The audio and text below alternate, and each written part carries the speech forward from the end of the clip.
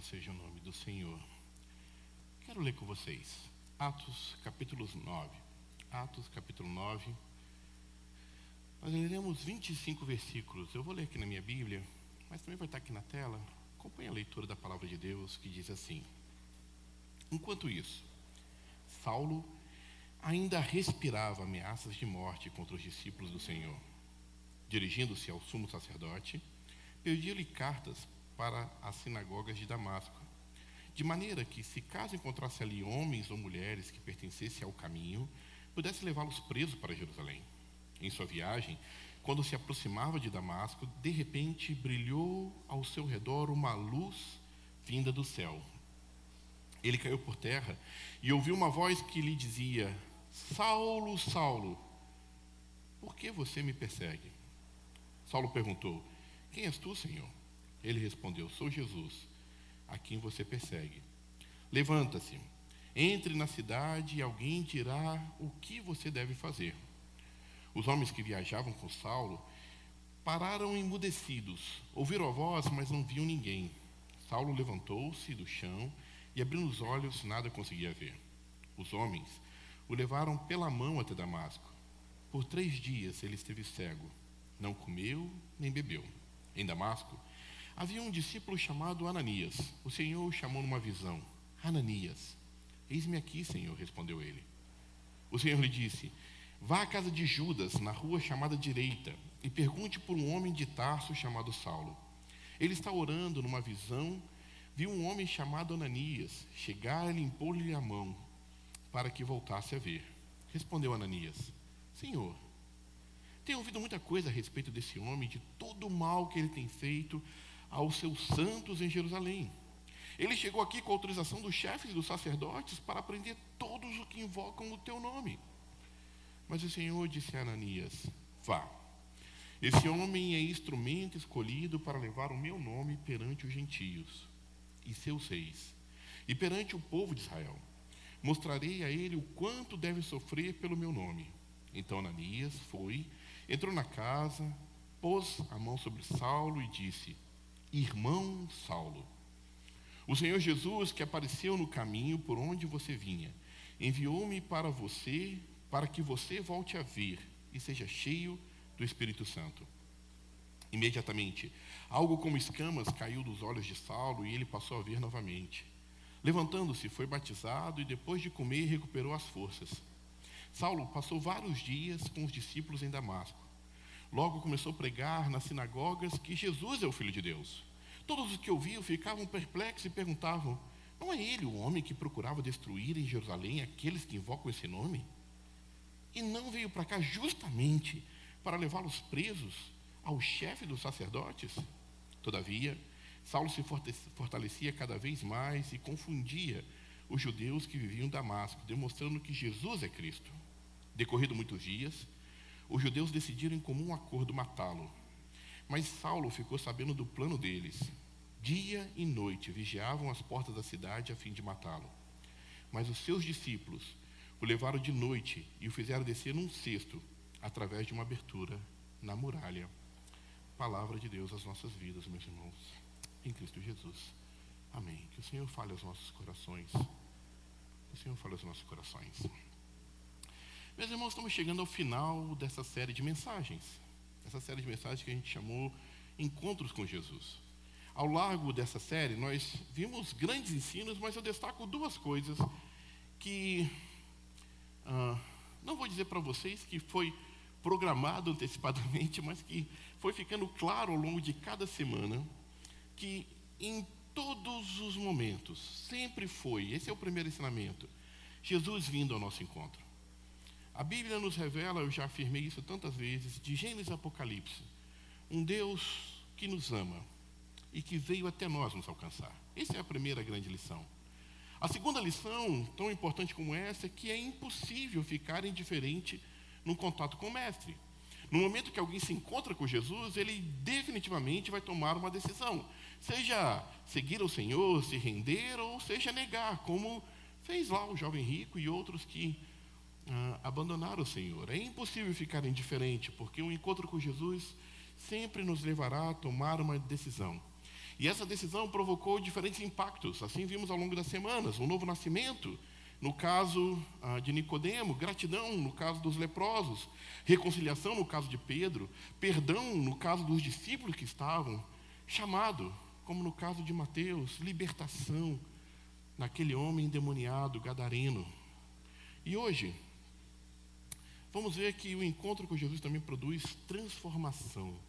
Transformação. Eu acredito que a grande maioria conhece essa história, mas se você não se lembra um pouco do que está acontecendo, Saulo é o maior perseguidor da igreja recém-formada. Você lembra? A igreja começa no dia de Pentecostes, depois de 40 dias que Jesus ressuscitou, ele subiu aos céus, mandou o povo, a igreja permanecer em Jerusalém. E no dia de Pentecostes, o Espírito Santo desceu sobre a igreja como línguas de fogo, e naquele dia se marca o início da igreja. A igreja vai crescendo rapidamente, e quando nós lemos o livro de Atos, percebemos que Deus vai levantando mais líderes que não estavam naquele primeiro grupo dos 12, entre eles um que vai ser um diácono, Estevão. E esse homem foi encarregado de cuidar do serviço da igreja, mas ele está pregando, e a Bíblia conta que Estevão é o primeiro mártir da igreja. Ele, por pregar Jesus, é apedrejado até a morte. O início do capítulo 8 de Atos inicia assim: e as roupas de Estevão foram colocadas aos pés de Saulo, e ele consentia com a sua morte. Paulo é esse Saulo, nesse momento, é o grande perseguidor dessa primeira igreja. O capítulo 9, que acabamos de ler, diz que ele respirava ameaças de morte contra os discípulos do Senhor. E como falamos, essas duas coisas que sempre acontecem, não é diferente no caso de Saulo, porque Jesus lhe aparece no caminho e ele não pode ficar indiferente. A história de Saulo, não é apenas de uma conversão, ou como a gente começa a dizer, eu costumo dizer, de um lobo que vira ovelha, mas de um verdadeiro predador que se transforma em pastor de ovelhas. De alguém que odiava o povo de Deus e agora é um cuidador amoroso daqueles que um dia ele perseguiu. Sabe, meus irmãos, há tantas riquezas nesse texto que acabamos de ler, mas eu quero pensar na profunda e maior transformação que aconteceu na vida de Paulo. A transformação que foi, talvez, a mais importante de toda a sua vida no ministério. E essa transformação foi o fato de Paulo vencer o orgulho. O orgulho é o maior inimigo da nossa transformação. O orgulho é o maior inimigo da nossa transformação. Deixa eu explicar por que eu falo isso.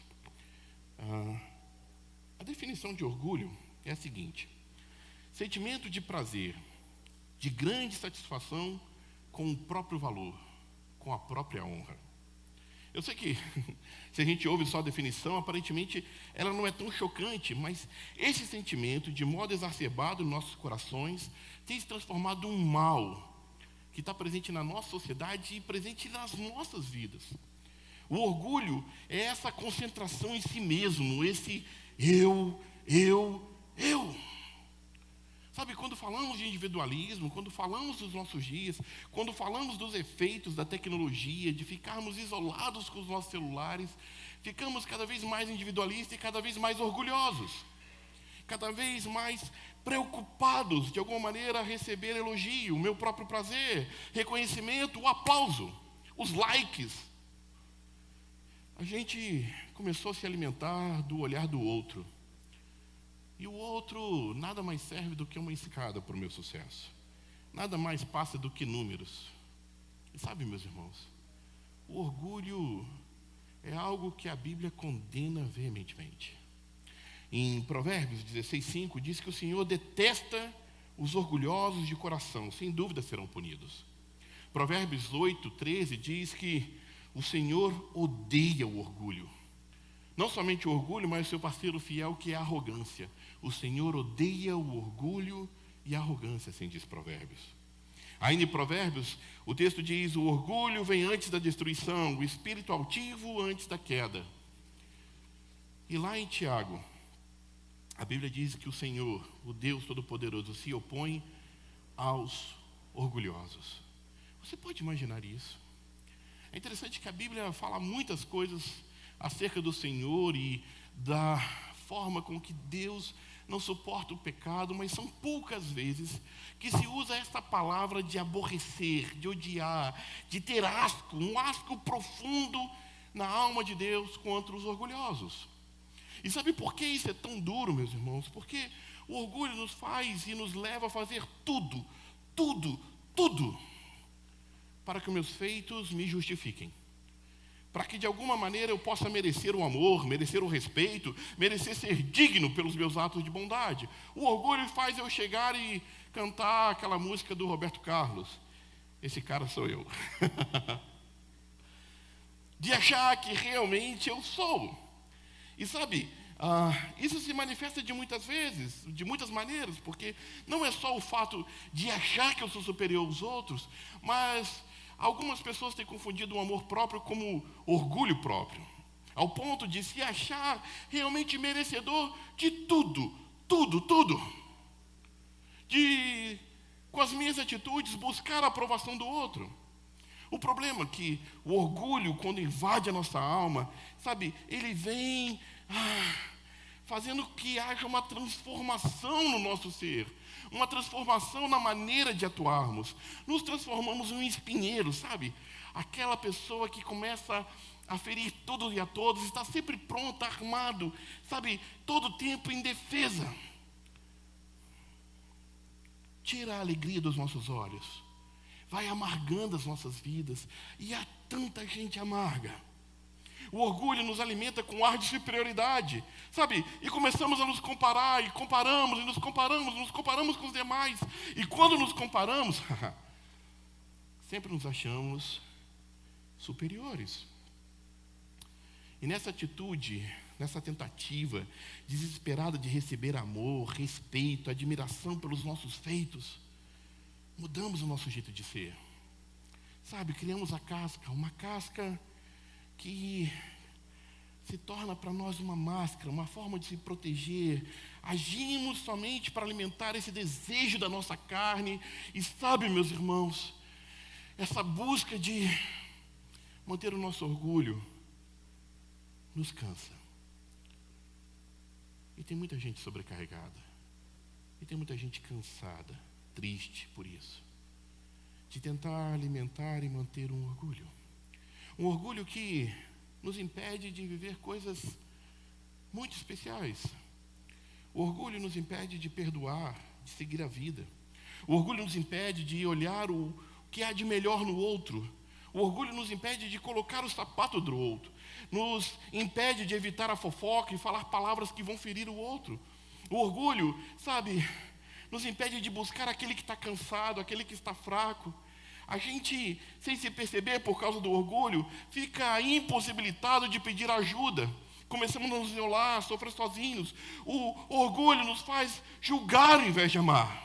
Nos faz perder bons momentos que poderíamos passar juntos e felizes, mas ficamos isolados, distanciados, melindrados, entristecidos.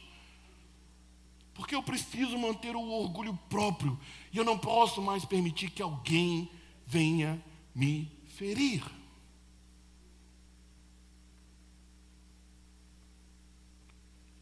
E sabe, o orgulho nos faz passar a vida remoendo rancores, traumas, ao invés de nos permitir que Cristo ilumine as nossas vidas, nos limpe e nos cure. Nos apegamos a isso e sem se perceber, sabe, como eu disse, nos transformamos em uma coisa que não queríamos ser. E vivemos uma vida cansado. Sabe de uma coisa, meus irmãos? Quando olhamos para Paulo, humanamente falando, dentro do contexto judaico, ele tinha razão de se orgulhar. Ele podia ser um homem orgulhoso. Afinal, olha o currículo de Paulo. É Paulo falando dele mesmo. Judeu, nascido e criado em Tarso da Cilícia. Foi instruído rigorosamente por Gamaliel, que era um dos maiores mestres da lei do seu tempo. E ele foi instruído rigorosamente com a lei dos nossos antepassados. sendo tão zeloso por Deus, maior que qualquer um de vocês hoje. É isso que ele fala acerca de si mesmo. Ele ainda segue falando, dentro do contexto judaico, circuncidado no 8º dia, pertencente ao povo de Israel, à tribo de Benjamim, verdadeiro hebreu quanto à lei, fariseu quanto ao zelo perseguidor da igreja, quanto à justiça que há na lei, irrepreensível. É interessantíssimo que Paulo fala sobre os seus próprios atributos de uma maneira tão especial. Que Paulo, ao falar acerca de si mesmo, ele, de fato, ele estudou nas melhores universidades, ele foi um grande religioso, ele fez tudo que era possível para ser, de fato, alguém nobre no seu tempo. Sabe que é a questão que aconteceu com Saulo, meus irmãos? É que Saulo, como muitos de nós, aprendeu que se nós fizéssemos as coisas certas, iríamos bem. Olha, se você fizer a universidade, você vai se dar bem. Se você for uma pessoa honesta, vai dar tudo certo. Se você fizer tudo certinho, direitinho, você pode. E sabe, esse sentimento de buscar fazer tudo certo, o meu bem, de ser especial, de alguma maneira poder exigir a Deus. Olha, Deus, eu sigo a tua palavra, então eu tenho como pedir. Você lembra do publicano orando? Eu não sou como esse aí publicano, eu dou o meu dízimo, eu estou na sua casa, eu oro 3 vezes por dia, afinal, eu sou um exemplo, Senhor. Eu posso chegar diante de Ti e exigir. Paulo tinha muita coisa para se orgulhar. Ele tinha muitos adjetivos. Mas sabe qual foi a consequência de tudo isso? Levou Paulo a odiar. Ele acreditava que estava fazendo bem, mas no fim, ele era só ódio, só rancor. E esse rancor, esse orgulho no coração de Paulo, fez com que ele tomasse uma decisão. Então eu vou ser irrepreensível. Com todas as minhas forças vou lutar para cumprir a lei. Serei implacável, vou perseguir, odiar e matar todos que se desviarem. Eu serei um defensor de Deus. Eu serei alguém que todos podem olhar e ver como é servir a Deus. E é justamente nessa hora que Paulo, suspirando ameaças de morte, vivendo talvez o momento mais especial da sua história, ele cai do cavalo. E quando ele cai do cavalo, ele escuta uma voz do Senhor dizendo: Saulo, Saulo, por que me persegues? Saulo, Saulo, por que você me persegue? Tudo bem, Jesus não está perguntando a Paulo, a Saulo, a razão, como se não soubesse. Deus é o Deus que sonda os corações. Jesus está aparecendo a Saulo glorificado. É depois da sua morte, é depois da sua ressurreição. É a última das aparições de Jesus antes de simplesmente deixar-nos com a presença do Santo Espírito e que a igreja confiasse no testemunho dos apóstolos. O apóstolo Paulo é apóstolo porque ele é o último a receber essa incumbência direta de Jesus. O Senhor não está perguntando a Saulo porque tem dúvidas sobre as intenções do coração de Saulo, não. Ele está perguntando a Saulo para que ele pudesse realmente pensar, refletir, ir a fundo no seu coração e descobrir a verdadeira razão de tudo que ele fazia. A motivação que havia no coração dele e esse orgulho que de alguma maneira o impedia de entender o Deus de amor. Sabe, meus irmãos, sabe o que Paulo realmente queria? Eu vou colocar de outra perspectiva. Sabe o que todos nesse mundo querem? Sabe o que cada um de nós deseja ardentemente? Paulo só fala e diz: Senhor, quem és? Eu sou Jesus a quem persegue. Paulo não tem a oportunidade de responder a pergunta de Jesus: Saulo, Saulo, por que me persegue? Mas eu quero apenas sonhar com vocês e imaginar qual seria a resposta de Saulo. Eu imagino que seria alguma coisa assim: Ah, Senhor, eu acreditei que seria pela minha força. Eu tenho me esforçado tanto, tanto, Senhor, para ser aprovado, para que você me olhe com alegria. Eu estou tão cansado dessa vida. Eu me sinto tão sozinho. Eu queria ser aceito. Eu queria ser amado. Amado intensamente. Esse tem sido o desejo de todos. Ser aceito. Ser amado. E Paulo se esforçou muito para ser. Só que ele não tinha entendido.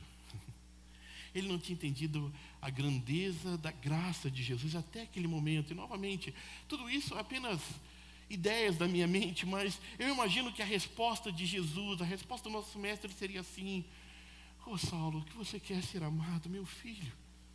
Foi exatamente o que eu fiz na cruz por você. Foi provar que eu te amo. Eu te amei com amor eterno.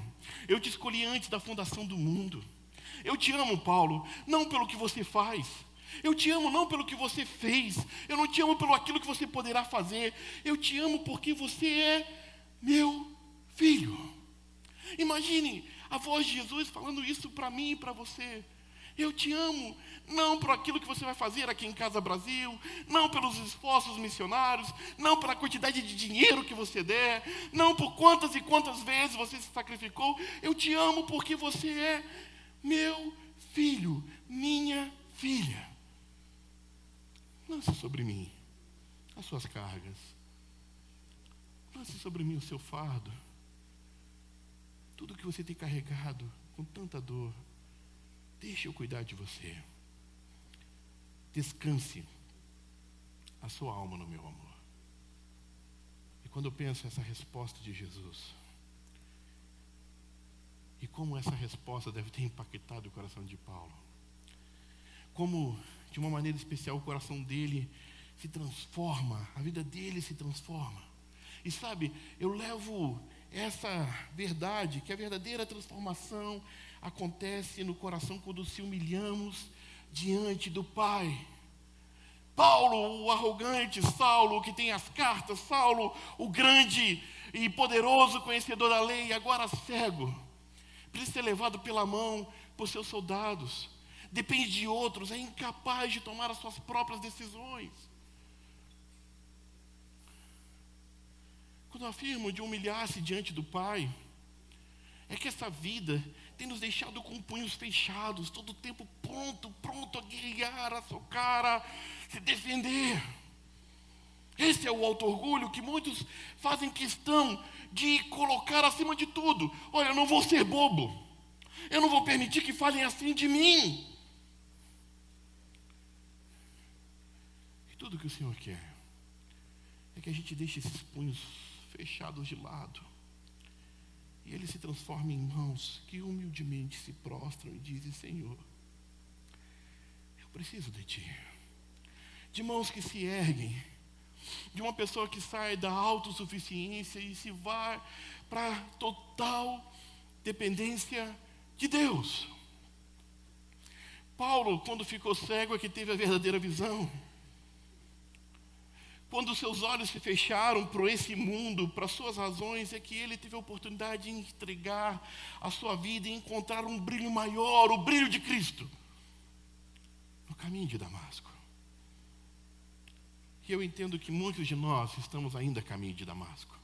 Mesmo anos a fios, caminhando com o Senhor, conhecendo a sua palavra, continuamos andando no caminho da religiosidade que Paulo andava, no orgulho de achar que eu faço perfeito.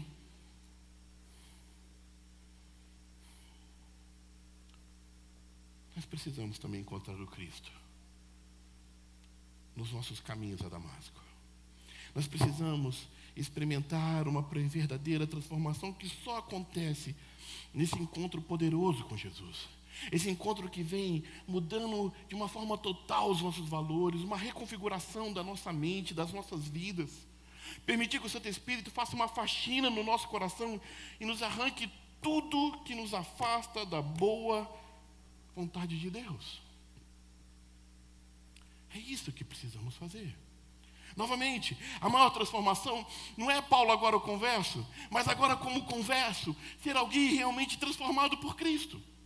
Porque, meus irmãos, já não dá mais para seguir anos e anos na casa do Senhor sem permitir que o Senhor nos transforme completamente. Sem que deixemos para trás as tradições, a religiosidade, sabe, os nossos rancores, as nossas mágoas, permitir que o Senhor faça nova vida. E Ele anseia fazer nova vida em nós e na vida da igreja. E é isso que é mais maravilhoso nessa história de Paulo. Porque uma das coisas mais lindas da sua conversão é que quando Ananias chega diante dele, entenda, Ananias não quer estar com Saulo. Ele também tem medo de Saulo, mas quando ele entende que Saulo foi transformado, ele entra naquele lugar e a primeira coisa que ele diz é: irmão Saulo. Meus irmãos, isso é lindo demais. Eu não sei se você entende como isso é poderoso. Eu não sei se você entende como isso é difícil. Eu não sei se você entende como isso vai de encontro a tudo o que ele tinha vivido até então. Porque ele era o perseguidor, ele era aquele que odiava essa igreja e que essa igreja o temia, mas agora, converso, transformado, ele é recebido em casa. Por isso eu gosto tanto de chamar vocês de meu irmão, minha irmã, porque não existe coisa mais poderosa relembrar que somos uma família de fé, ligados pelo vínculo da cruz de Cristo, que o sangue de Jesus nos fez uma família. De alguma maneira, Ananias está ali, e dentro do seu coração vem coisas assim: eu sei do seu passado. Eu sei que vai ser difícil caminharmos juntos. Eu sei que há coisas que nos impedem de seguir, mas entenda bem. Agora, você é meu irmão em Cristo. Sabe, muitos anos depois, o apóstolo Paulo vai refletir sobre esses dias que essa vida foi transformada. Muitos anos depois, ele está falando com a igreja de Coríntios. E ele está lidando com pessoas que são orgulhosas pela sua religiosidade. De alguma maneira, eu imagino que Paulo lembrou que ele também foi assim. E ele olha para essa igreja de Coríntios e ele, de uma maneira especial, fala então sobre o orgulho. Ele fala para aqueles homens e mulheres, aquela igreja ali de Coríntios, que achava que tinha alguma coisa para se orgulhar.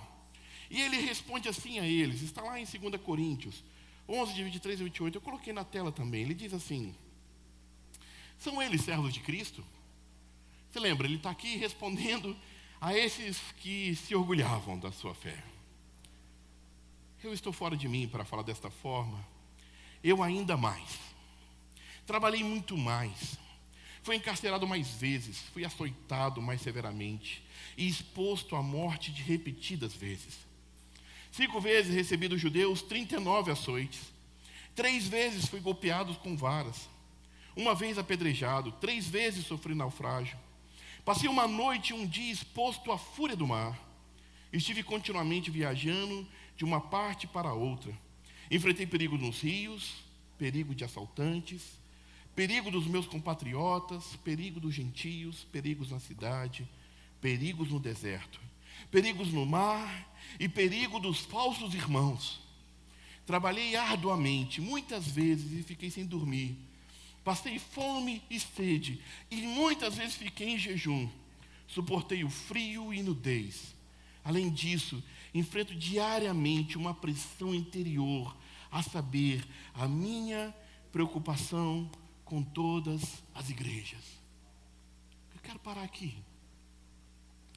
O que Paulo está dizendo ali aos Coríntios é: puxa, não tive vida fácil. Aceitar o Senhor não me conduziu a uma vida de tranquilidade. Olha tudo que eu passei. E sabe, nessa hora, se alguém lê esse texto até aqui, poderia dizer: uau, Paulo é o cara mesmo. Não somente pelos atributos judaicos que ele tinha, mas agora, como cristão, nenhum outro apóstolo fez tudo o que ele fez. Ele é o maior. Mas se lembre, a grande transformação de Paulo foi vencer o orgulho.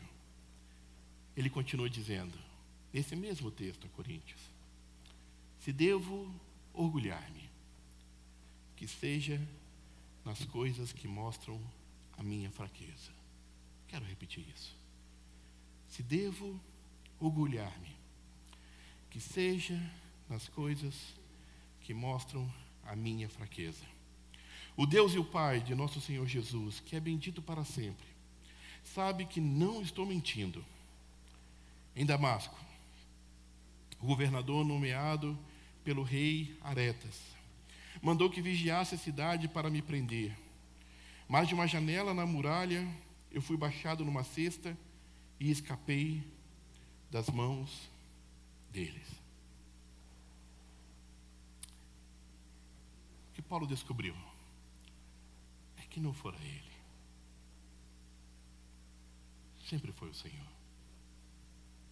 Sempre foi o Senhor. Eu lembro de um testemunho tão especial. Eu já contei isso uma vez na igreja porque ele realmente me impactou. O Júnior aqui, ele conheceram um jovem chamado Edivan.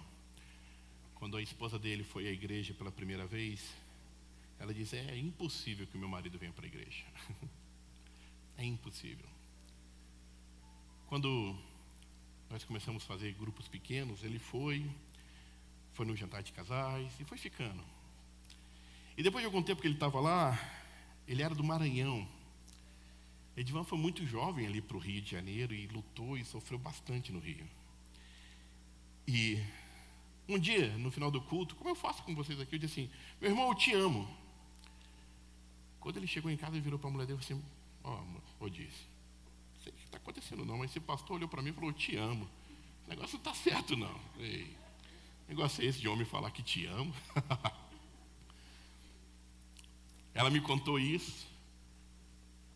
E aí eu olhei para ele no final daquele outro culto e disse: ô meu irmão, eu te amo. E eu vi aquele constrangido e depois de muitas vezes falar eu te amo para ele, eu acho que parou de ligar. Algum tempo depois eu pude ter a alegria de batizar o Edivan. O Edivan, como eu disse, chegou jovem no Rio e foi alguém que prosperou. Ele, sem estudos, era um profissional de primeira linha, né? E ganhou dinheiro, construiu prédio, construiu casa, construiu quase um condomínio lá no Maranhão. E ele achava que tudo tinha sido ele. No dia do batismo do Edivan, ele deu um testemunho. Ele falou assim: eu achava que tudo tinha sido eu, porque eu trabalhei muito, eu me esforcei muito, eu trabalhei demais. Mas hoje eu descobri que tudo foi por causa da graça do Senhor. Que tudo tinha sido o Senhor que me abençoou. E logo depois de falar isso, lá na igreja, na frente de todos, ele olhou para mim e falou assim: pastor, eu te amo. Sempre foi o Senhor. Sabe o que é mais louco, meus irmãos? Paulo, logo depois de se converter, se lembra, ele está acostumado a ser alguém que faz, que trabalha. Quantos de nós trabalhamos desde criança? Estamos acostumados a trabalhar e a fazer e achar que nós podemos.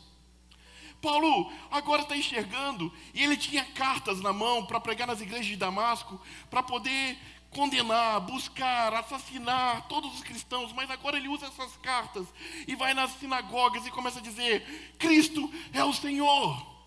Ele é esse tipo de homem que vai, e que faz, e que faz, e que faz. Mas lá em Damasco ainda querem tirar a sua vida. E quando Paulo se lembra do que pode se orgulhar na vida dele, ele diz: eu me orgulho das fraquezas. E ele se lembra desse primeiro momento. Desse primeiro momento que ele estava indefensável nas mãos daquele que um dia ele perseguiu. O que Paulo lembra, o que ele finalmente compreendeu, é que ele era apenas um vaso de barro e que o poder de Cristo se aperfeiçoou na nossa fraqueza. Ele percebeu que a vida com Deus não nos livra da luta, mas nos dá força para enfrentar os desertos, as secas da vida. E algo maravilhoso, meus irmãos, maravilhoso. Ele se lembrou que quando ele precisou, quando ele temeu pela própria vida, a igreja estava lá para ajudá-lo. Que ele não estava sozinho. Ele se lembrou que naquele dia tão humilhante, que ele teve que descer naquele cesto humilhado, um fugitivo, envergonhado. Que ele já não era aquele homem que se dirigia cheio de pompa, com soldados, cheio de honra, de orgulho pela própria vida. Ele agora humilde, descendo naquele cesto. Mas ele tinha descoberto algo que era maior e mais valoroso do que ele mesmo. Paulo estava naquele cesto confiando a sua vida nas mãos daquele que ousadamente olharam para ele e disseram: irmão Saulo. Há um poder sem igual na vida da igreja, meus irmãos. O Senhor nos chama a ser uma igreja transformada. De que quando aqueles que, como nós, estiverem aprendendo e tiverem momentos difíceis e momentos de humilhação, também tenham as nossas mãos fortes agarrando a corda, fazendo com que o cesto desça, que as nossas mãos fortes estejam lá para tomar e levantar, que os nossos ombros estejam prontos para ouvir o choro, que os nossos braços prontos para abraçar, para dizer: levanta-te, você é meu irmão. Você é minha irmã. Uma igreja que foi transformada vence o orgulho, supera as diferenças, enfrenta de frente as situações difíceis, perdoa e ama. E ama de verdade. Paulo pode testemunhar agora no final da sua vida. Depois de todas as lutas que enfrentou, ele entende que aceitar a Jesus valeu a pena. Ele termina assim a sua vida, escrevendo uma carta na prisão essa que ele jamais sairia. E como fez durante toda a sua jornada, está, mesmo em meio a dores, consolando o coração de outros. E ele escreve uma carta ao jovem pastor Timóteo. E essa carta ele vai dizer algo assim, lá no capítulo 4, versos 7 e 8, também está aí na tela. Ele diz assim: combati o bom combate, terminei a corrida, guardei a fé. Agora me está reservada a coroa da justiça, que o Senhor, justo juiz, me dará naquele dia. E alguém que teve o coração transformado, e não mais orgulhoso, é capaz de dizer: e não somente a mim, mas também a todos que amam a sua vinda. Que o Senhor Jesus, de uma maneira poderosa e especial, meus irmãos, encontre em nós alguém que Ele possa transformar. O chamado de Deus à Casa Brasil, o chamado de Deus a cada um daqueles que creem no Senhor é ser essa igreja transformada. E mesmo que seja necessário anos, milhares de mensagens, pregações e de chamadas, nós seguiremos falando, porque o que o Senhor quer fazer em nossas vidas é nos transformar em algo novo. Que a gente não venha mais perder tempo. Que maior é aquele que está em nós do que o que está no mundo. É Jesus que diz que o mundo saberá que Ele existe quando vê que nós somos um. Entendem o poder da comunhão? O tamanho da graça que o Senhor opera em nós, quando nós permitimos que Ele venha transformar as nossas vidas. Eu quero convidar você a cantar essa canção. Essa canção vai ser como uma espécie de oração para nós. E logo após cantar essa oração, eu vou orar pela igreja. Mas essa oração já inicia com essa canção. Eu pedindo para que o Senhor me faça novo. Que o Senhor me quebre, que o Senhor arranque de mim. Meus irmãos, o orgulho tem raízes profundas. Peça para que Deus venha e arranque mesmo. Para que Ele te mude, para que Ele te permita a confiar de novo. Novamente. É a obra que só o Senhor pode realizar. Louvemos ao Senhor.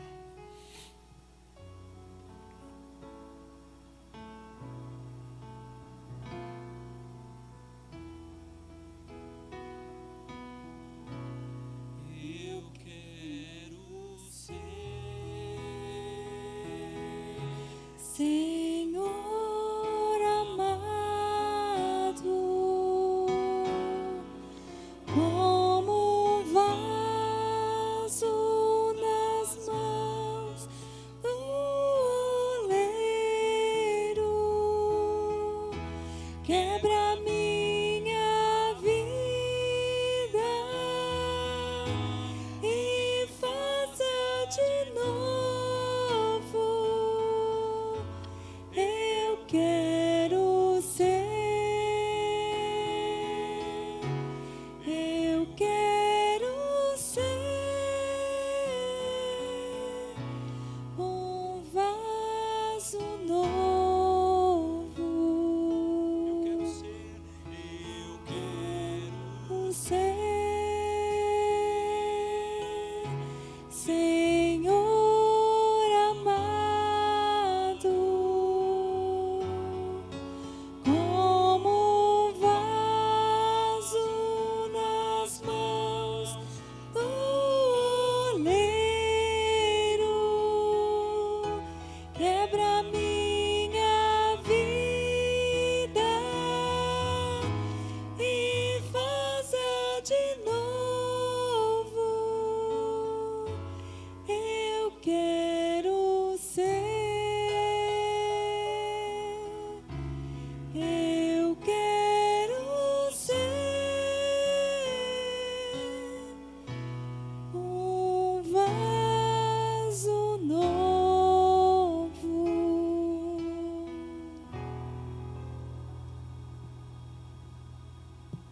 Olha, meus irmãos, quero orar por você.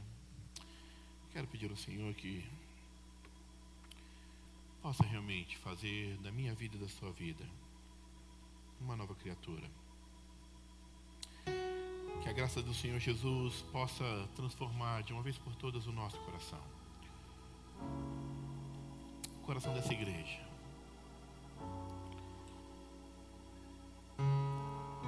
O que talvez mais constrangeu Paulo foi que ele recebeu o amor sem merecer. Ele recebeu o amor e cuidado de gente que tinha tudo para odiá-lo. E o que Paulo aprendeu ao longo da vida e se esforçou por ensinar, e nós seguimos tentando, é que a nova vida em Cristo, ela nos proporciona viver uma graça sem igual. No meio da mensagem eu disse que muitas vezes perdemos tempo, oportunidades lindas de desfrutar tudo que é bom, porque ficamos melindrados, magoados, tentando segurar um orgulho próprio. O Senhor nessa noite diz: lance tudo isso aos pés da cruz. Lance tudo isso sobre as mãos do Senhor e permita que Ele venha como um bálsamo curar, tratar as feridas da alma.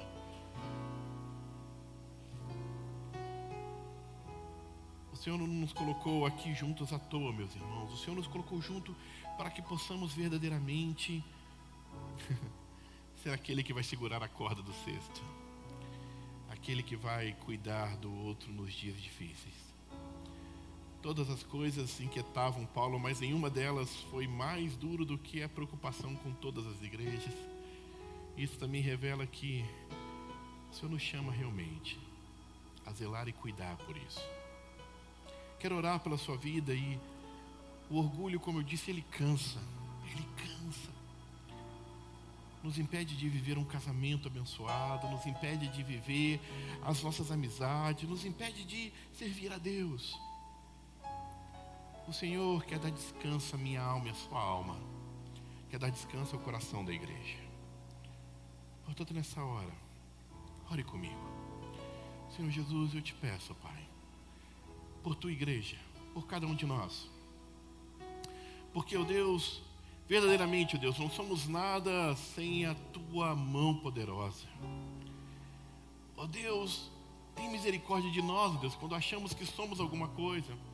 Tem misericórdia de nós, ó Deus, quando dedicamos, ó Deus, tanto tempo da nossa vida, ó Pai, a ficar preso no passado, ou mesmo num presente, ó Deus. Senhor, nos Ajude, ó Deus, verdadeiramente a seguir à frente, ó Deus. Transforma o nosso coração, ó Deus. Dá-nos, ó Deus, a graça de realmente, ó Pai, termos uma mudança completa no nosso ser. Vem e olha os nossos corações, olha, ó Deus, o profundo do nosso ser, ó Deus. Quebra esse vaso, ó Deus. Muitas vezes de orgulho e arrogância para um vaso novo. Totalmente servindo a Ti. Disposto, ó Deus, a fazer a Tua vontade. Abençoa os Teus filhos e filhas nessa noite. Abençoa a Tua igreja, Senhor. Que verdadeiramente sejamos uma igreja de coração transformado. Que sejamos, ó Deus, um apoio, um braço forte para aquele que estiver cansado. Que o mundo veja em nós o Teu amor, ó Pai. Que o mundo veja em nós o Teu amor, Senhor. E que todas as coisas que fizermos sejam sempre para a glória do Teu nome. Abençoa os Teus filhos. Abençoa as nossas vidas. É o que te pedimos. No nome santo e precioso de Jesus. Meus irmãos e irmãs, que a graça do Senhor Jesus, o amor do Deus Pai Todo-Poderoso e a doce presença, a consolação e a alegria, a força do Santo Espírito de Deus, seja sobre a sua vida, sobre a sua casa, sobre a sua família, sobre todo o povo de Deus, sobre a face da terra, hoje e para todo sempre. Amém e amém. Que Deus os abençoe em Cristo Jesus. Louvado seja o nome do Senhor.